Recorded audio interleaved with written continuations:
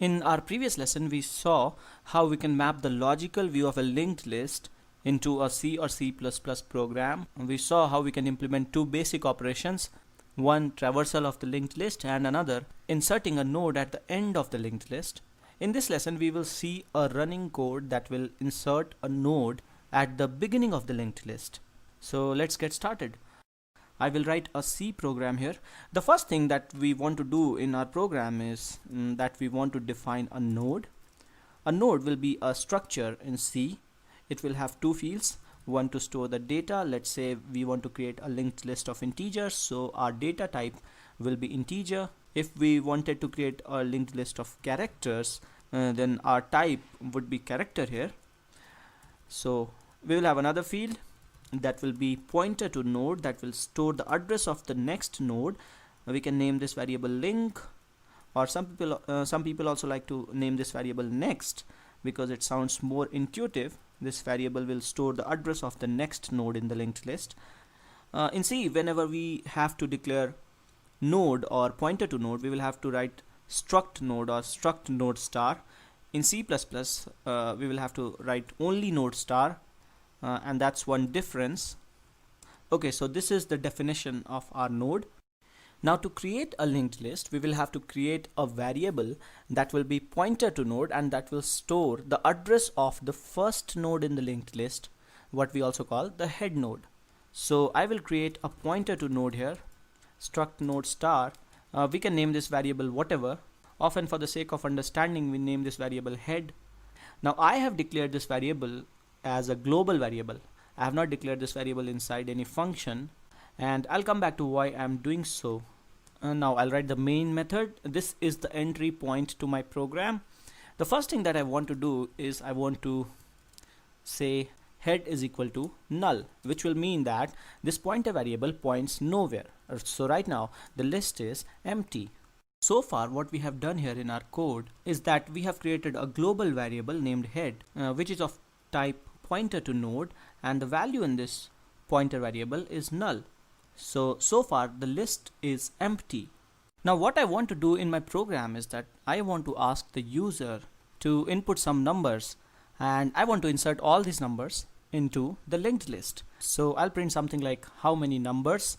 Let's say the user wants to input n numbers, so I'll collect this number in this variable n, and then I'll define another variable I to run the loop. And so I'm running a loop here. If it was C++, I could declare this integer variable right here inside the loop. Now I'll write a print statement like this, and I'll define another variable x, and each time I'll take this variable x as input from the user. And now I will insert this particular number x, this particular integer x, into the linked list by making a call to the method insert.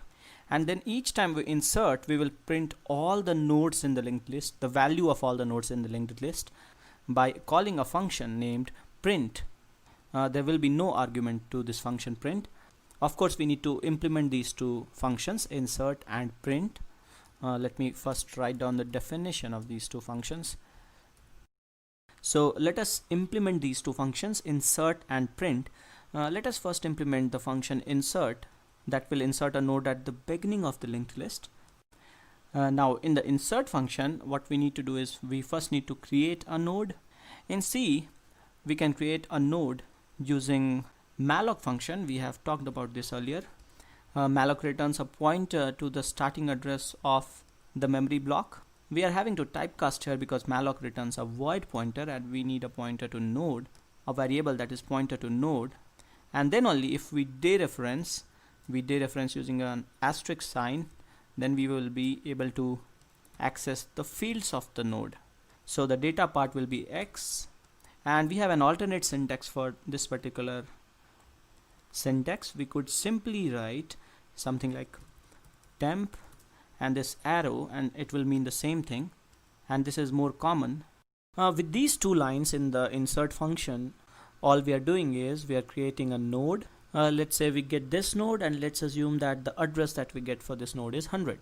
Now there is a variable temp where we are storing the address. We can do one thing. Whenever we create a node, we can set data to whatever we want to set, and we can set the link field initially to null. and if needed we can modify the link field. So I'll write one more statement, temp.next is equal to null. Remember, temp is a pointer variable here and we are dereferencing the pointer variable to modify the value at this particular node.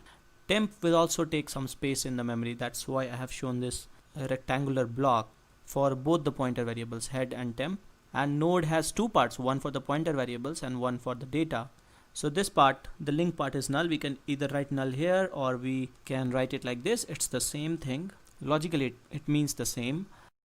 Now if we want to insert this node in the beginning of the list, there can be two scenarios. One, when the list is empty, like in this case. So the only thing that we need to do is we need to point head to this particular node instead of pointing to null.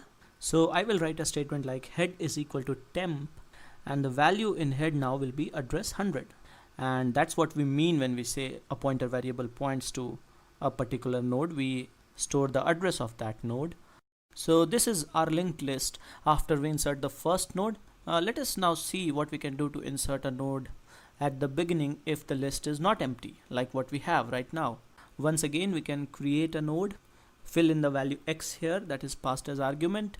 Initially we may set the link field as null, and let's say this node gets address 150 in the memory, and we have this variable temp through which we are referencing this particular memory block. Now unlike the previous case, if we just set head is equal to temp, this is not good enough because we also need to build this link. We need to set the next or the link of the newly created node to whatever the previous head was. So what we can do is we can write something like, if head is not equal to null, or if the list is not empty, first set temp.next equal head. So we first build this link, the address here will be 100, and then we say head equal temp. So we cut this link and point head to this newly created node, and this is our modified linked list after insertion of this second node at the beginning of the list. Now one final thing here, this particular line, the third line, temp.next equal null, this is getting used only when the list is empty. If you see, when the list is empty, head is already null. So we can avoid writing two statements. We can simply write this one statement, temp.next equal head, and this will also cover the scenario when the list is empty. Now the only thing remaining in this program to get this running is the implementation of this print function. So let us implement this print function. What I will do here is I'll create a local variable which is pointer to node named temp, and I need to write struct node here. I keep missing this. In C you need to write it like this, and I want to set this as address of the head node. So this global variable has the address of the head node. Now I want to traverse the linked list, so I will write a loop like this. While temp is not equal to null, I'll keep going to the next node using this statement, temp is equal to temp.next, and at each stage I'll print the value in that node as temp.data. Now I'll write two more print, one outside this while loop and one outside after this while loop to print an end of line. Now why did we use a temporary variable? Because we do not want to modify head, because we will lose the reference of the first node.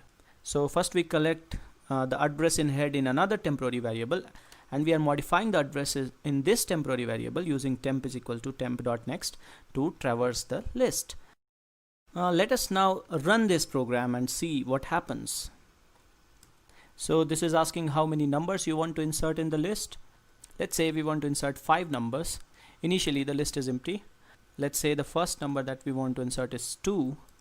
At each stage we are printing the list. So the list is now 2, the first element and the last element is 2.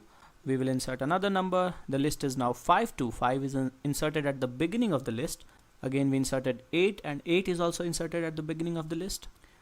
Okay, let's insert number 1. The list is now 1852. And finally I inserted number 10, so the final list is 101852. This seems to be working. Now if we were writing this code in C++, we could have done a couple of things. We could have written a class and organized the code in an object-oriented manner. We could also have used new operator in place of the malloc function. Now coming back to the fact that we have declared this head as global variable, what if this was not a global variable, this was declared inside this main function as a local variable? So I'll remove this global declaration. Now this head will not be accessible in other functions, so we need to pass address of the first node as argument to other functions, to both these functions, print and insert. So to this print method we will pass, let's say we name this argument as head. We can name this argument as head or a or temp or whatever. If we name this argument as head, this head in print will be a local variable of print and will not be this head in main. These two heads will be different, these two variables will be different. When the main function calls print passing its head, then the value in this particular head in the main function is copied to this another head in the print function. So now in the print function, we may not use this temp variable. What we can do is we can use this variable head itself to traverse the list, and this should be good. We are not modifying this head here in the main. Similarly, to the insert function, we will have to pass the address of the first node, and this head again is just a copy. This is again a local variable. So after we modify the linked list, the head in main method should also be modified. There are two ways to do it. One, we can pass the pointer to node as return from this method. So in the main method, insert function will take another argument, head, and we will have to collect the return into head again so that it is modified. Now this code will work fine. Oops, I forgot to write a return here, return head, and we can run this program like before. We can give all the values and see that the list is building up correctly. There was another way of doing this. Instead of asking this insert function to return the address of head, we could have passed this particular variable head by reference. So we could have passed insert ampersand head. Head is already a pointer to node. So in the insert function, we will have to receive pointer to pointer, node star star. And to avoid confusion, let's name this variable something else. This time let's name this pointer to head. So to get head, we will have to write something like, we will have to dereference this particular variable and write asterisk pointer to head everywhere, and the return type will be void. Sometimes we want to name this variable as head, this local variable as head.